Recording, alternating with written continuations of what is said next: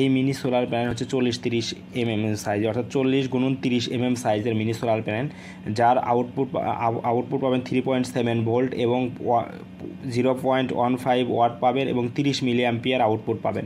এবং solar cell standard epoxy polycrystalline silicon ইপক্সির মাধ্যমে উপরে কাভার করা, অর্থাৎ এখানে ওই যে প্রলেপটা দেখতেছেন পলিক্রিস্টালাইন এর ইপক্সির মাধ্যমে এর প্রলেপ দেওয়া। তো এই সোলার প্যানেলটা সাধারণত সরাসরিভাবে কিন্তু কাজ করবে না বা আপনি আউটপুট পাবেন না, এর মাধ্যমে আপনি ভোল্টেজ রেগুলেটর বা আদার যে সিস্টেমের মাধ্যমে ইউটিউব থেকে ভিডিও পাবেন, অনেকগুলো ভিডিও পাবেন, সার্চ দেন তো অনেক ভিডিও পাবেন যে কীভাবে এই প্রজেক্টটা কাজ করাতে হয়।